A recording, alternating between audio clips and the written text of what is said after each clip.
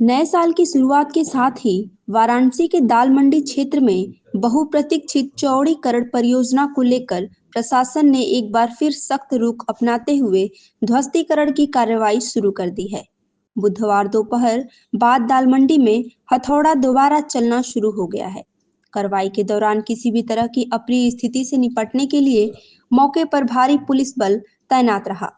प्रशासन की ओर से इससे पहले ही दाल मंडी चौड़ीकरण को लेकर भवन स्वामियों और दुकानदारों को चेतावनी जारी कर भवन व दुकानें खाली करने का निर्देश दिया गया था। बीते वर्ष से शुरू हुई यह कार्रवाई कुछ समय के लिए थमी थी, लेकिन अब दोबारा ध्वस्तीकरण का क्रम तेज कर दिया गया है। बुधवार को प्रशासन और पुलिस की संयुक्त टीम दाल मंडी पहुंची, जहां कुल 3 भवनों के ध्वस्तीकरण की कार्रवाई की गई। पहला भवन शहनवाज खान का है। यह 3 मंजिला भवन है जिसमें 2 दुकानें स्थित हैं। दूसरा भवन मोहम्मद फारूक का है। यह भी 3 मंजिला भवन है जिसमें 4 दुकानें संचालित थीं। तीसरा भवन जिसे भवन स्वामी स्वयं ध्वस्त करवा रहा है, यह भवन शाहिद का है और इसे सत्तार मार्केट के नाम से जाना जाता है।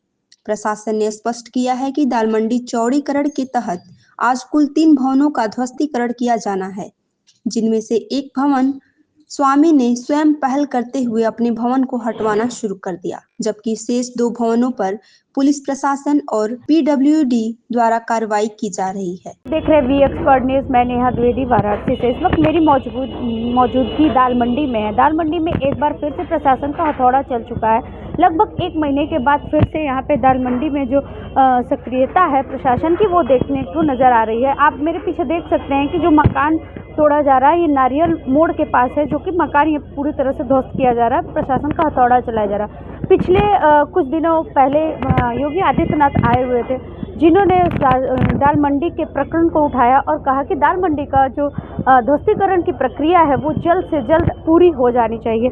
इसी के चलते यहाँ पे अधिकारी लोग सक्रिय हो चुके हैं और फिर से दाल मंडी में ध्वस्तीकरण की प्रक्रिया शुरू हो चुकी है। हमारे साथ यहाँ पे मौजूद हैं दशाश्वमेध एसीपी अतुल रंजान जी। हम उनसे भी बात करेंगे और जानेंगे कि कितने मकान लगभग चिन्हित किए गए हैं अब ध्वस्तीकरण के लिए। सर से जानना चाहेंगे कि सर ये कौन सा मकान टूट रहा है और किस तरह से प्रक्रिया चालू हो रही है? ये एक बार फिर से ध्वस्तीकरण की कार्रवाई प्रारंभ की गई है, जिसमें जो प्रशासन के द्वारा CK 43/113 113 जो कि मोहम्मद अहमद का है, उसमें ध्वस्तीकरण की कार्रवाई प्रारंभ की गई है। ये पीडब्ल्यूडी, रेवेन्यू और पुलिस की संयुक्त कार्रवाई है। सुरक्षा के दृष्टिगत पुलिस के द्वारा पर्याप्त फोर्स डिप्लॉय की गई है, paramilitary force, civil force deploy की गई है, बैरिकेडिंग लगाई गई है और PS सिस्टम से लगातार अनाउंसमेंट किया जा रहा है ताकि लोगों के मूवमेंट को रेगुलेट किया जा सके और किसी प्रकार की कोई अप्रिय स्थिति भी न उत्पन्न हो। इसके बाद भी क्या कोई मकान टूटने वाला है? इस मकान के बाद इसके अतिरिक्त एक मकान जो है वो भवन स्वामी के द्वारा स्वयं तोड़ा जा रहा है और जो तीसरा मकान है उनके द्वारा 2 दिन का समय मांगा गया है भवन का जो सामान है उसको खाली करने के लिए, और अब ये प्रक्रिया लगातार चलती रहेगी। जिस तरह से जिन लोगों ने स्टे लिया हुआ है उस पर किस तरह से प्रक्रिया होगी? सभी जो ध्वस्तीकरण की कार्रवाई है वो लीगल प्रक्रिया को पूरा फॉलोअप करने के बाद ही कार्रवाई की जा रही है।